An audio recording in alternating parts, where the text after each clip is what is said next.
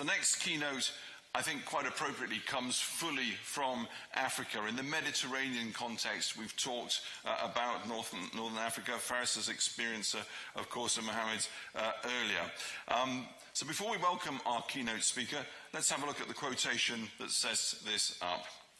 Transformation of Africa's food and agricultural systems into productive, profitable and sustainable ventures is the surest path to inclusive economic growth and jobs creation on the continent. These are critical in stemming the migration wave we're currently witnessing. In other words, the solution is not crisis management this end. That's a response. It's not a solution. The solution is preventing these things, these huge transfers of population happening in the first place. So it gives me a great pleasure, therefore, to welcome on stage now the president of AGRA. That's the Alliance for a Green Revolution in Africa. Please give a very warm welcome to Dr. Agnes Kalibata. Agnes, welcome. Come straight up. Come straight up. Everybody else does. There we are. Thank you. Welcome. Very good. Thank you. Again, my name is Agnes Kalibata. He has just introduced me. I'm the president of the Alliance for Green Revolution in Africa. Interestingly, I very much relate to the people who were on stage here talking, and I'm going to start from that point, because you know what? I happen to have spent the first 35 years of my life as an immigrant. I actually attained a PhD as a refugee. So all the way born in a refugee camp and attained a PhD still in a refugee camp. So why do I bring this up? I think for me, it's the lessons that I learned that I want to share with you. The first thing that I learned is growing up as a refugee or being an immigrant is not things that people do because they want to. If you notice, 150 million of the people we saw that are economic refugees, of the 250 people that are externally immigrants out there, all those are economic refugees. They actually move because they want to find economic means. I had an opportunity while doing my PhD to live in the US, so I could have migrated in the US and stayed there. I even had an opportunity to do a job in the US. But you know what? I was tired of being faceless, being in an environment where you actually feel like nobody knows you and nobody sees you. So why do people opt to be faceless? You know what? And being faceless is real because you're not in an environment where your dad grew up, where people know you, where your sister is, where your grandmother lived. Nobody knows you. Nobody knows where you come from. You can't relate to anything except the job you're trying to do. So why do people opt to be faceless? The reason is because they don't want to be worthless. So most people, if you watch the clip, the CNN, that CNN did on the migrants in Libya, one of the things that broke my heart was seeing a young person say that I would rather be sold than go back to the life I was living in my country. Can you imagine that? I would rather be sold as a refugee in Libya and work in that country than go back to my country and live. And the real reason is these people are actually educated by African standards. They can read and write. It's not everybody on the African continent that can read and write. So people have invested in them, but only 3 out of 10 graduates get jobs on the continent. And people start asking you, so you went to school, why are you here like me? You went to school, why can't you feed your child? You went to school, why can't you find a better wife? That's the reason people migrate. That's the reason these kids are throwing themselves at sea. It's like it's better to try and die trying than live in that shame. So I need you to understand this.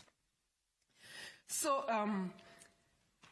the agriculture sector to me, as a person who has grown up on a smallholder farm, where being fed by what we grew at the back of our farm, of our house, was the main source of food, and that it actually sustained us. I know that smallholder farmers can feed themselves, but it's not about food. They need to be able to provide the basic needs. They need to get out of poverty. 85%, 70 to 85% of the average population of Africa lives in poverty. Living as smallholder farmers. Our agriculture, I see this as an opportunity that you use to actually inject resources and be able to get people out of poverty. We were able to do this in Rwanda, where I was working.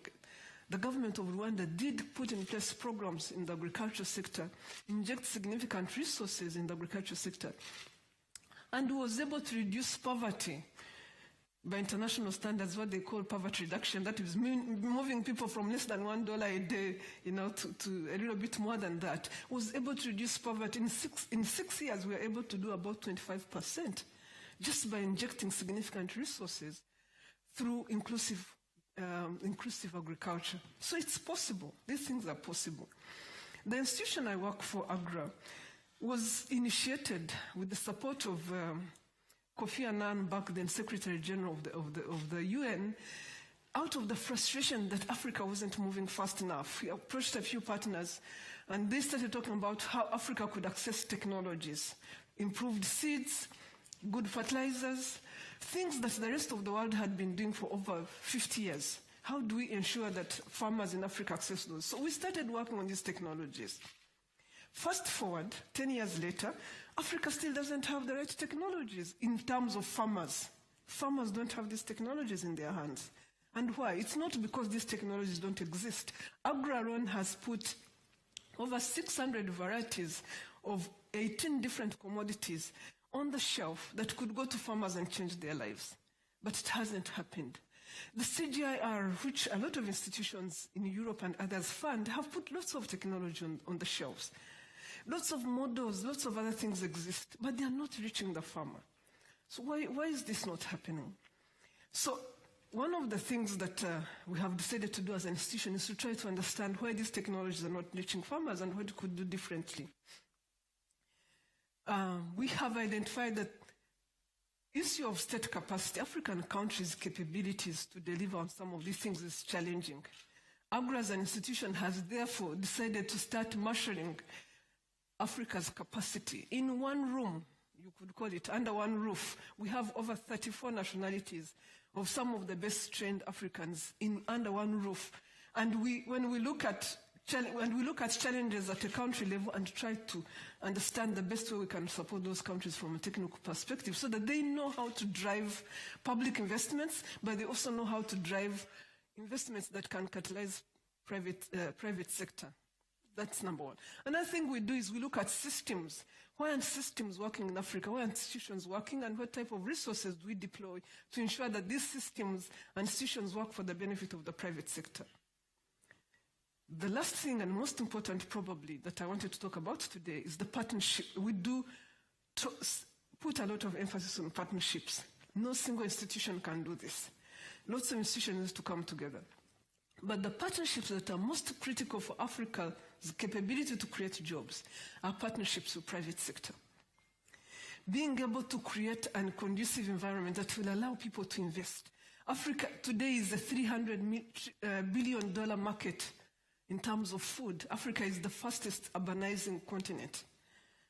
But Africa is also importing significant amounts of food.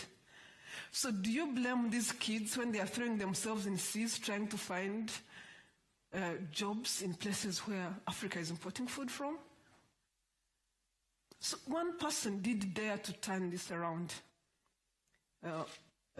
This person actually, DSM. DSM is a company that is based in the Netherlands that has invested in Rwanda.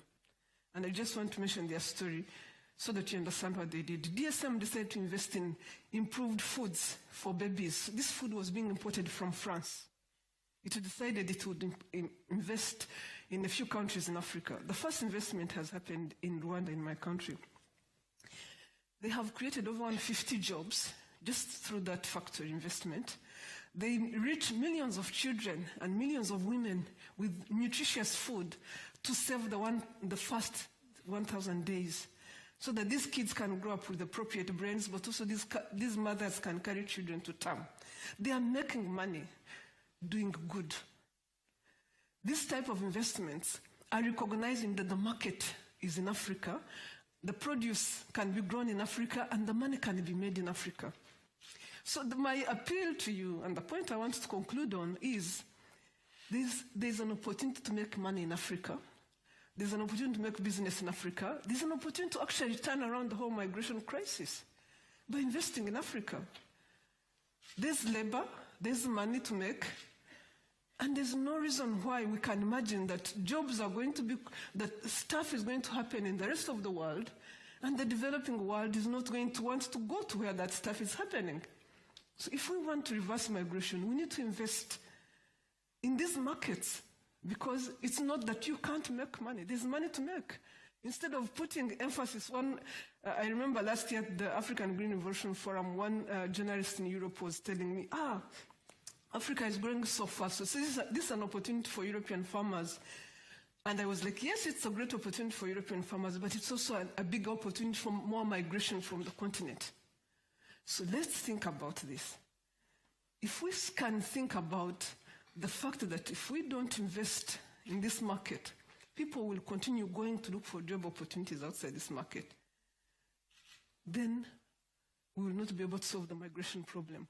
And yet, the migration problem is beginning to define our geopolitics. It's beginning to define how we think, it's beginning to define how we work.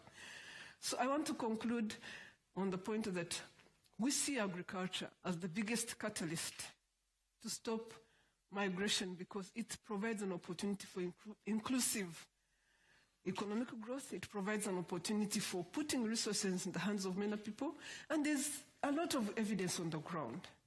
Agro as an institution has been working on trying to open up and create opportunities for private sector, but also support governments on understanding the best way to work with private sector. When I was talking to the CEO of DSM a few months ago, he told me he wants to do 50 more investments in different countries. He couldn't be doing this type of investments. Each of them is about $45 million. He wouldn't do it if he was losing money. So I think the idea here is, how can we encourage more companies, including Balela, including others, to actually see Africa as a market within Africa so that we can turn around the tide of migration? Thank you very much.